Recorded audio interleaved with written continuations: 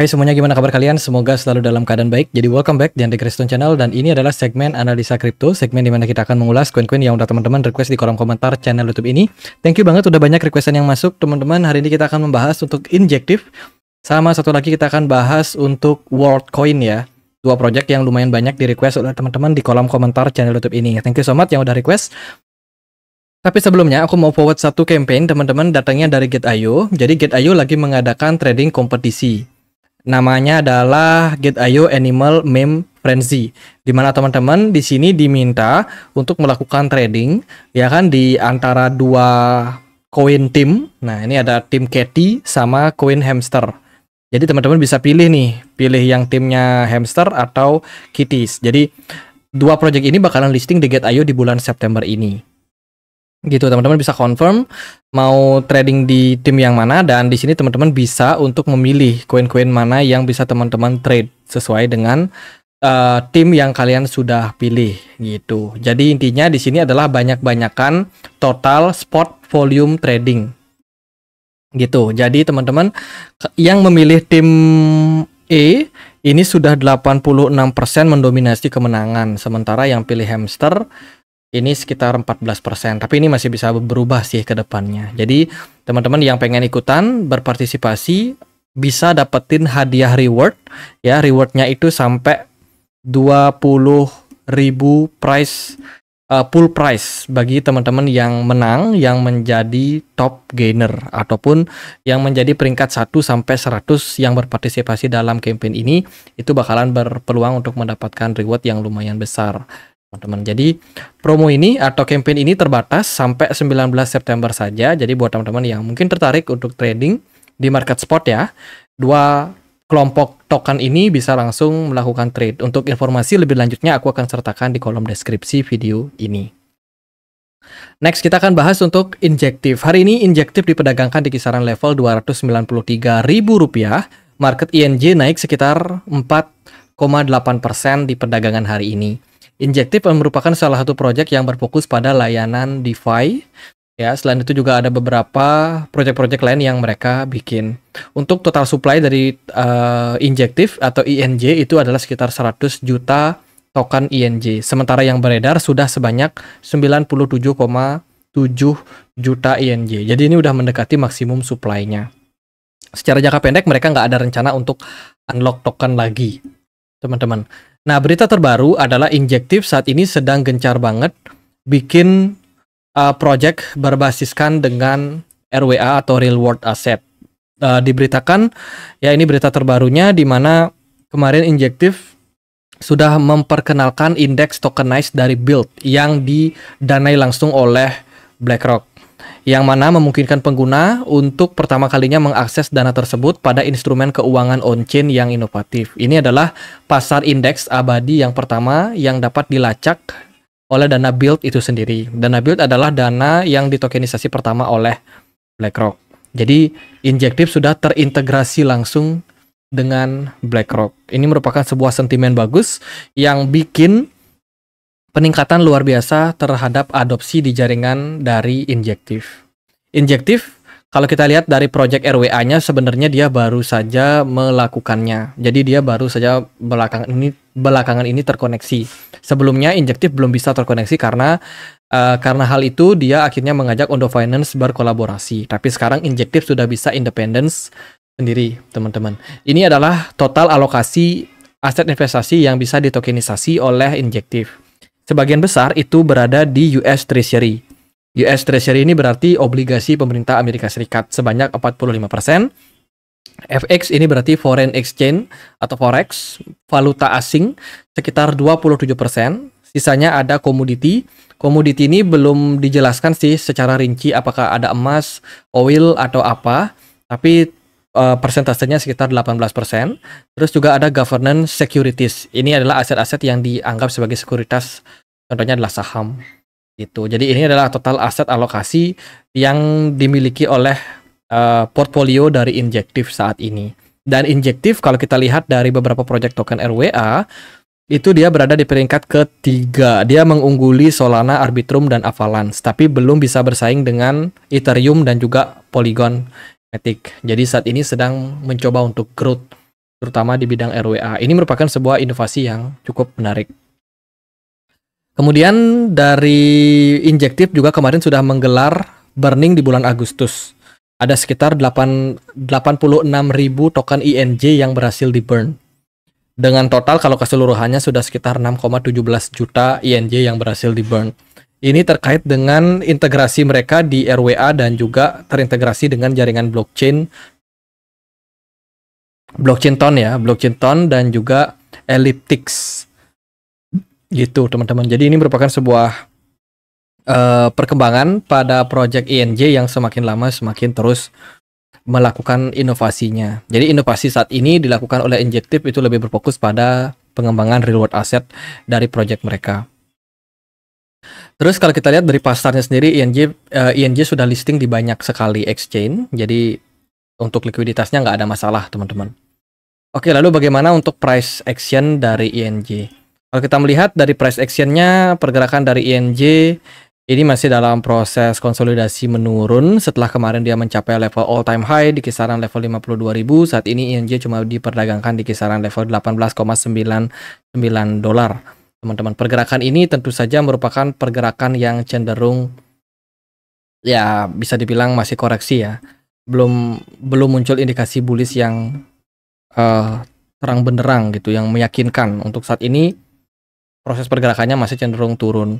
Kalau kita perhatikan dari level support untuk INJ yang terdekat itu ada di kisaran 15 dolar.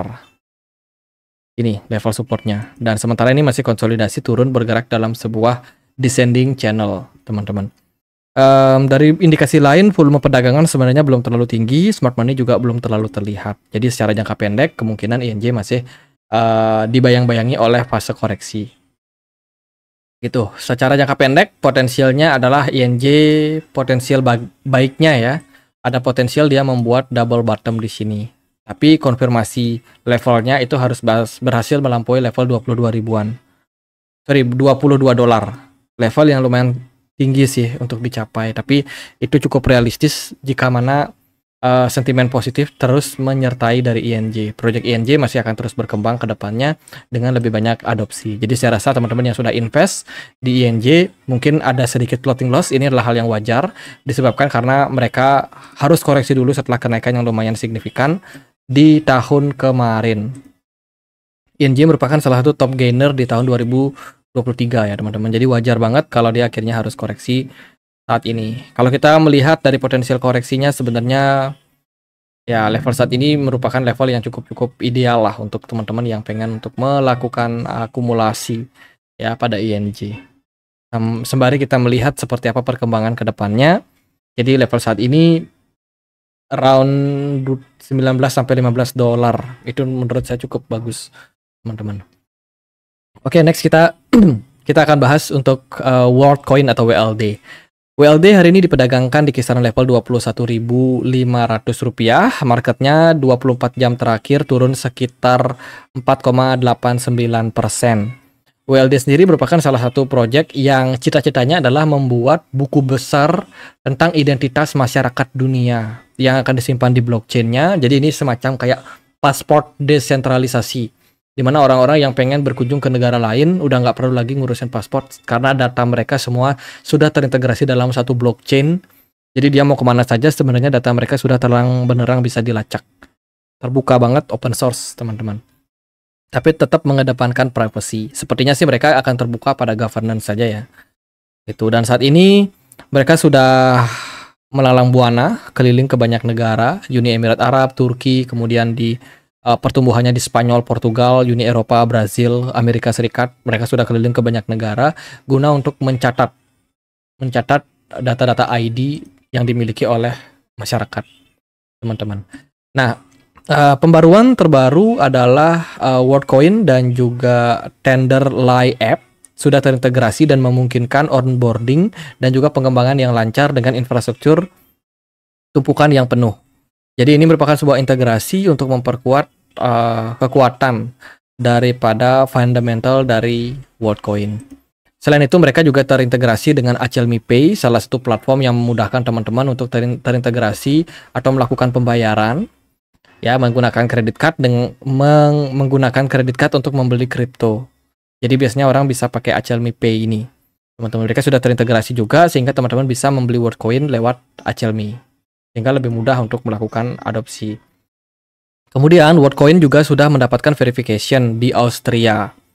Karena lebih meningkatnya jumlah orang-orang yang memberikan akses terhadap ID mereka atau data-data mereka, khususnya orang-orang Austria. Jadi ini merupakan sebuah integrasi yang dilakukan. Ya, memang tujuannya WorldCoin ini bikin pasport untuk orang-orang ya, decentralized passport gitu, teman-teman. Yang mereka sebut sebagai World ID Orb Verification. Mereka sudah dapat di Austria, sebagian besar masyarakat di sana. Kemudian mereka juga ada berpartner kemitraan WorldCoin dan juga Mimos untuk menghadirkan bukti digital kemanusiaan ke Malaysia.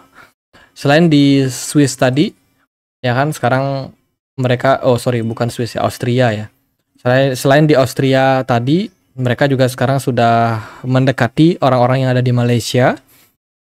Mereka sudah beroperasi di sana untuk join orb manufacturing dan juga bridging world chain to Malaysia Nation blockchain infrastructure. Jadi sudah join sama pemerintah Malaysia langsung.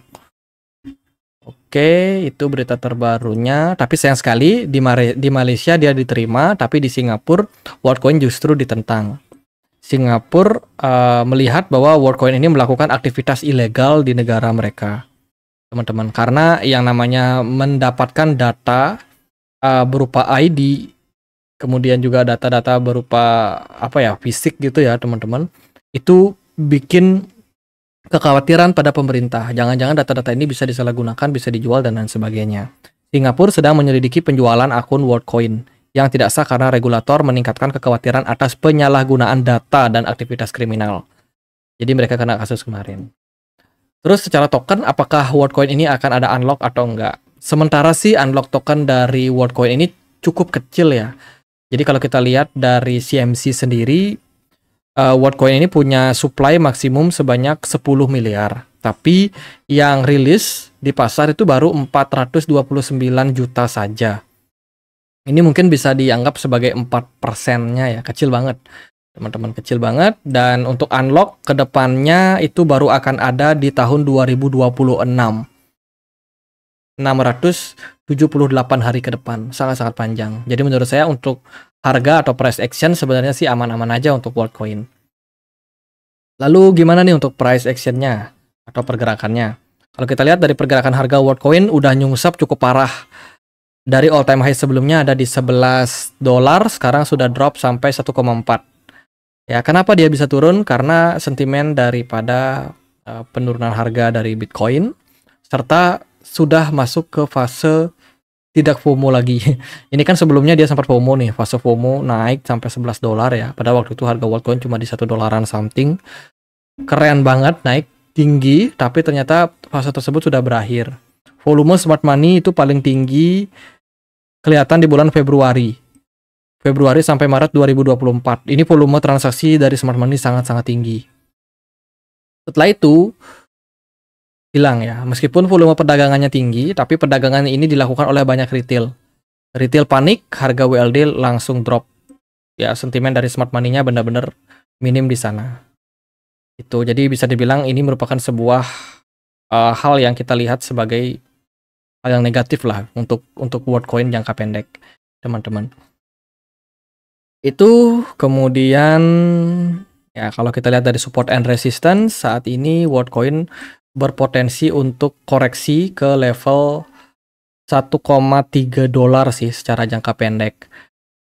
Ya, dan kalau kita perhatikan juga ada level support yang perlu untuk diperhatikan, yaitu di kisaran $1 tersebut merupakan area yang krusial banget. Kalau WLD turun dari level tersebut, dia sudah tidak punya all time low lagi, bisa jadi akan turun lebih dalam, teman-teman. Jadi untuk saat ini sih menurut saya ya WLD masih terbilang project yang menjanjikan secara project, dan fundamentalnya pun juga dia didukung langsung oleh Sam Altman ya, pendiri dari salah satu perusahaan AI, OpenAI, teman-teman. Dan ya mungkin kita masih dalam posisi struggle sih untuk WLD secara jangka pendek ya. Jadi potensi masih bearish, bisa saja tergantung dari kondisi pasar. Kalau secara teknikal sih ini udah mulai ada indikasi bullish divergence teman-teman. Jadi tetap optimis saja WLD bisa bangkit jangka pendek ya. Cuma untuk sekarang belum ada konfirmasi ataupun indikasi yang cukup nyata terhadap pola-pola pattern yang terbentuk. Jadi paling gitu aja buat pembahasan WLD sama injektif. Semoga videonya bisa bermanfaat. Bila mana teman-teman ada pertanyaan lain, ada koin lain buat dibahas, bisa banget tulis di kolom komentar channel YouTube ini. Oke guys, that's it. Kita punya komunitas diskusi di Telegram, tempat aku untuk update berita-berita terbaru tentang market kripto ya bagi teman-teman yang mungkin mau join. Linknya ada di kolom deskripsi video ini. Sekian aja akhir kata saya Andri, makasih.